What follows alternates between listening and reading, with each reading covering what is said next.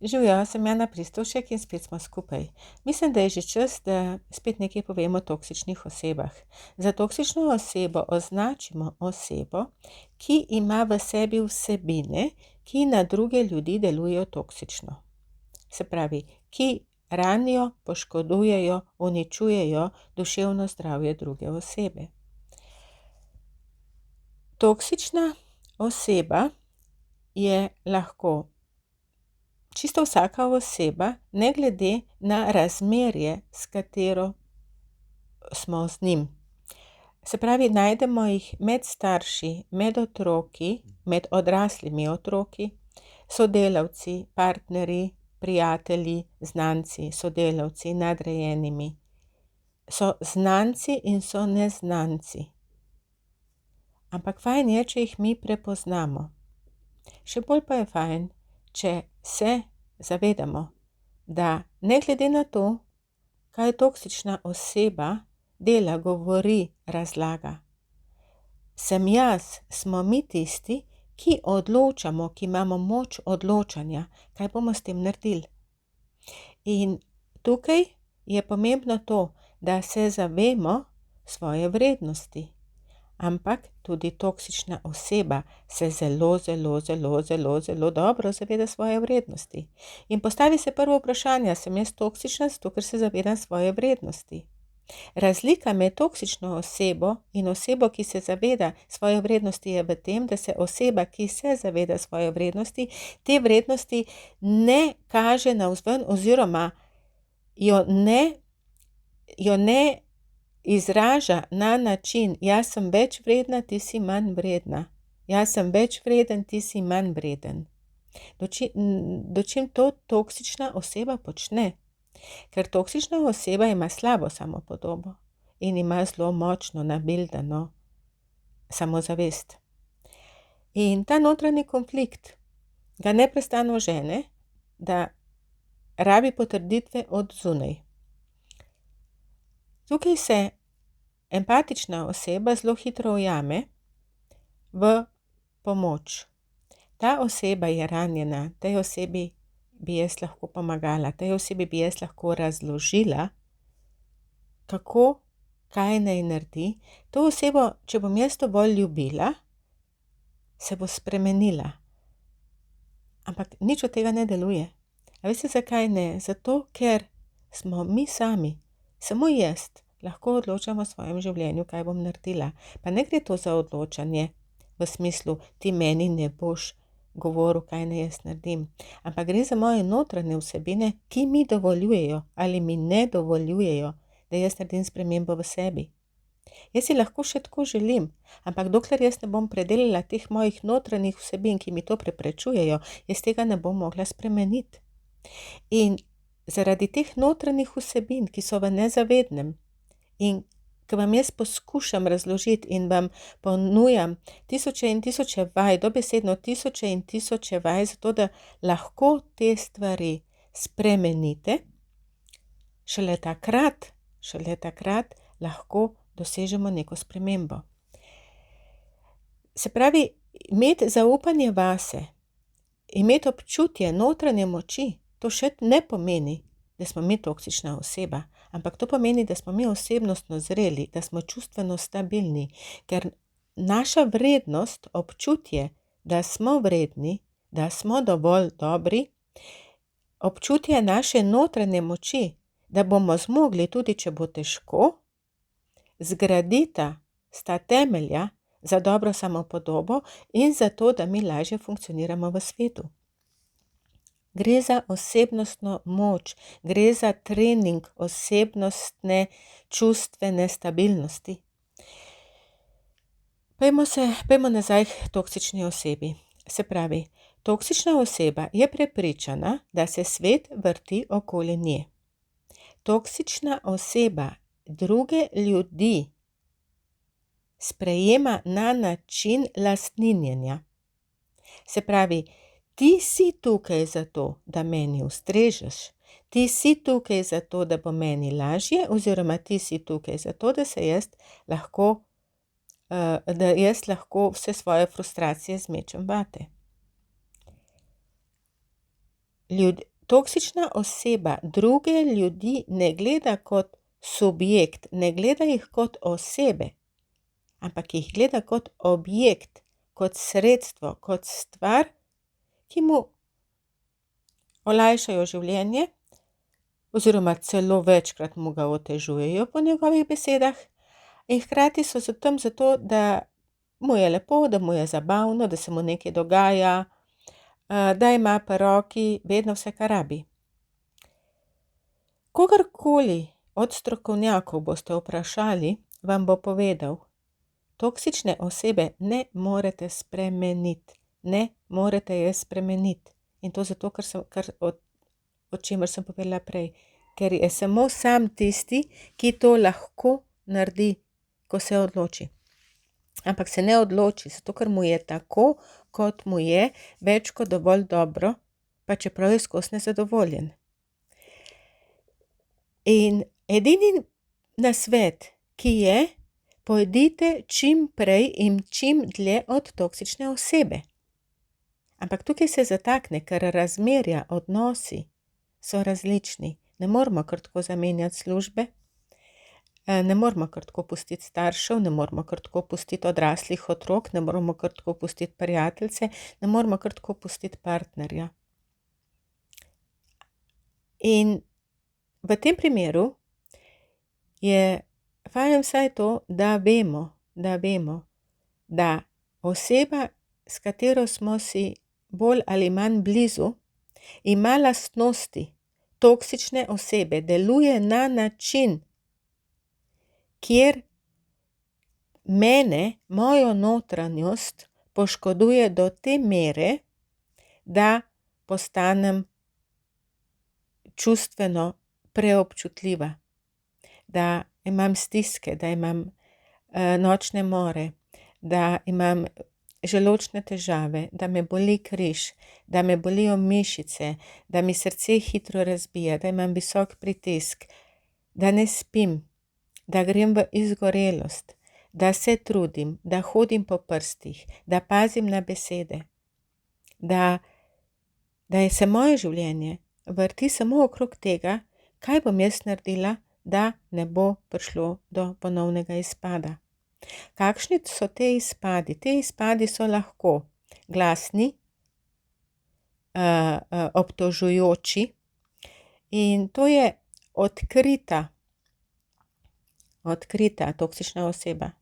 Potem je pa prikrita toksična oseba, ki gre v nasprotno smer, ki gre v smer žrtve in nalaga krivdo. Saj jaz nič nočem od tebe, ampak saj jaz nisem tega hotela, ampak ti si, ti nisi, ti moraš, sem pričakovala, zelo sem razočarana. Ne glede na to, ali gre za moškega ali za žensko. Toksični partner ali partnerka, govorim o osebi, ki zajema oba spola, moškega ali ženskega. Kaj lahko naredimo? To, da toksično osebo čim prej zapustimo. In s tem rešimo sebe in rešimo otroke. Ampak, kako naj bom jaz kriva, da človeka puščam v stiski? Saj se ne bo znašel sam. Jaz ga ljubim in če se bom dovolj potrudila, bo tudi on ljubil ali bo mene ljubila. Toksična oseba je prepričana, ampak to je tako močno prepričanje, da se svet vrti okoli nje. Se pravi, toksična oseba zahteva od družinskih članov, mož ali žena, oče ali mati, zahtevajo od družinskih članov, da živijo zato, da bo njim lažje. Ni vedno lahko oditi.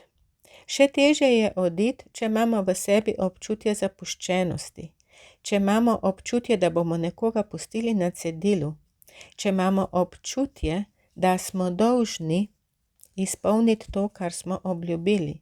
Ker ko se poročimo, rečemo, Ja, bom do konca življenja, bom s tabo. In vse te stvari je treba prej predelati, zaradi tega, ker drugače se ne da oditi, ker je krivda prevelika. In zaradi tega moški in ženske se prej čustveno precej uničijo, kakor zapustijo toksično osebo. In ko so čustveno uničeni, ko so čustveno razbrvani, ko so v stiski, depresiji, jočejo, ne vidijo izhoda, je še toliko težje oditi. Kako prepoznati toksično osebo? Katere so tiste stvari, ki so najbolj očitne? Tako, kot sem že omenila, ti si tukaj zato, da meni ustrežeš. Ampak pojmo malo po vrsti. Partner ali partnerka, ki je ljubosumna, za marsikoga to pomeni, da močno ljubi. Toliko mu je, toliko je do mene, da je nezadovoljna in je ljubosumna. In toksična oseba bo zahtevala odgovore. Kje ste bili, kaj ste delali, s kom ste bili? Zdaj se da deliti lokacijo. In prek elektronskih naprav lahko točno vidimo, kje je neka oseba. Z deljenjem lokacije ni nič narobe, če sta oba zato in je to zato, da si olajšata življenje, ne pa zato, da se nadzirata. In ljubosumje ni znak ljubezni. Ljubosumje je znak posesivnosti. Ljubosumje je znak, ti pripadaš meni. Ti pripadaš meni. Ti nisi oseba, ki ima možnost odločitve. Ti si stvar, moja stvar in jaz bom odločil, ali jaz bom odločila, kam lahko greš, kdaj, koliko časa si lahko tam, kdaj se moraš vrniti, kjer so dobri prijatelji in zate in itak niso nobeni in koliko se ti lahko družiš z ostalimi sorodniki. Z očetom, z mamo, z brati, sestrami, sestričnami in tako naprej. Jaz sem tisti, ki bom to določil. Tukaj gre za posesivnost in ljubosumje ni nikoli ni izraz ljubezni. Ljubosumje je lahko strah pred izgubo. Ljubosumje je lahko strah pred ponovno osamljenostjo. Ampak ljubosumje ni nikoli znak ljubezni. Gre za posesivnost, gre za lastnost, gre za nekaj, zdaj te imam in te nočem spustiti. Potem pa to zapakiramo, ker te tako ljubim. Ampak v paketu, ki je lepo zavit in ki ima gor lepo pentljo, še ne vemo, kaj je noter. So starši, ki imajo neskončno radi svoje otroke. Odlično. Ampak so starši, ki imajo otroke zato, da lepše izgledajo naven. So starši, kjer so otroci sredstvo, da lahko igrajo popolno mamo ali popolnega očeta. In so otroci, ki so rojeni zato, da bodo skrbeli za njih, ko bodo ostareli. Oziroma ne celo, ko bodo ostareli, ampak preko celega življenja. Starš naredi iz svojega otroka čustvenega partnerja. Ti si tukaj zato, da boš poskrbel, da bo meni dobro. In ko ta otrok odraste, se pravi ta odrasel otrok ima svoje otroke, se pravi vnuke, so ti vnuki odveč, ker jemljejo staršu otroka, jemljejo pozornost. In neprestane zahteve, pridi na obisk, pokliči, kaj delaš, kam greš, to je narobe, otroke boš preveč razvadil ali razvadila. Staršev se ne zanemarja, ko bomo stari, moraš skrbeti za nas. Ne bo prihajala neka druga oseba v hišo in pospravljala, ti pridi in ti pospravi. Ti pridi in ti uredi travo, grmovje, živo mejo, njivo, karkoli že. Ti, starš, sporoča svojemu odraslemu otroku: ti si tukaj zato, da boš meni olajšal življenje, zato sem te imel. In to je toksičen starš. Odvisno je pa seveda koliko. Potem imate starše, toksične otroke, ki od svojih staršev zahtevajo, da skrbijo za njih še vedno, tudi ko so odrasli. Ti poskrbi za moje stroške, ti mi dej del tvoje plače ali pokojnine, ali pa celo celo. Ti skuhaj vsak dan zame in za moje otroke. Ti si tisti, ki imaš pravzaprav dovolj časa, da lahko skrbiš še zame. In to potem zapakirajo v različne zadeve, zato ker si starš in ker je starš dolžan skrbeti za svoje otroke. Tudi če je starš star 80 let in odrasel otrok star 40 ali pa 50 let, ta odrasel otrok je še vedno prepričan in zahteva, da ostareli starš skrbi za njega. In to je toksičen odrasel otrok. Toksičen sodelavec vas bo neprestano spravljal, bo metal slabo luč na vas med drugimi sodelavci in pred nadrejenim. Prikrit s prijaznim nasmehom, s prijaznimi stavki, v želji, da vam bo pomagal, boste vedno znova boste začutili, kako niste dobri, kako premalo naredite, kako ne znate, kako ste butasti, kako ste neumni, kako vam gre Skratka, iz dneva v dan, kapljica za kapljico vas bo uničeval. Toksični nadrejeni se ne bo nikoli potegnil za vas. Če vas bo pustil na miru, imate še srečo. Večji problem je, če bo našel objekt, in to ste vi, ki ga je treba preoblikovati. On je tako dober vodja, da vam hoče pomagati, to je prikrita toksična oseba, da vam hoče pomagati, da se boste izboljšali. In vam naloži več dela in morate delati neke naloge, neke vaje in mu pokazati in dobite nazaj vse rdeče in imate sestanke pol ure, 2 ure z njim, kjer vam predava in kjer vam govori, kako ne znate, kako ne zmorete. In vi pojma nimate, kaj bi on sploh rad od vas. Zato, ker njemu ni cilj, da vas izboljša, njemu je cilj zato, da se izživlja nad vami, da vam pokaže, koliko ste neumni in koliko je on pameten. Med toksičnimi prijatelji ni fajn biti, jih je pa precej težko prepoznati. Zaradi tega, ker prijateljstvo je tak širok pojem, kjer si vsak predstavlja malo drugače. Kaj je prijatelj, kdo je prijatelj in kdo ni, ne? Takoj, ko čutite in ko vas zmoti to, da vas nekdo ponižuje, da se sprašujete, kaj ste naredili narobe, ko se bojite ponovno, ali boste pravočasno odgovorili na sporočilo ali ne, ali boste pravočasno vrnili klic, takrat se vprašajte, ali je to prijateljstvo tisto, kar jaz rabim. Jaz bi še in še lahko o tem govorila in mislim, da bom povedala tudi precej še v prihodnosti, za danes bo kar dovolj, je že tole precej dolgo. Glejte, ni stvar v tem, da rešite toksično osebo. Stvar je v tem, da rešite sebe. Zato, ker ko boste rešili sebe, boste pomagali številnim ljudem. Pa naj bojo to otroci, pa naj bojo to ljudje, s katerimi ste obdani. Sami boste boljša oseba, zato ker boste notranje mirnejši, ker boste bolj stabilni, ker boste lahko svetu dali več. Ker to je pravzaprav želja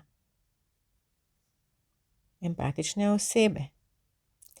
In da do tega lahko pridete, rabimo nek način, neke vaje, neko metodo.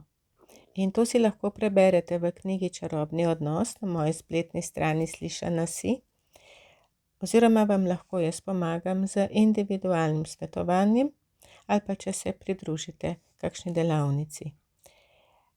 Če vam je bil video všeč, bom vesela, če ga delite.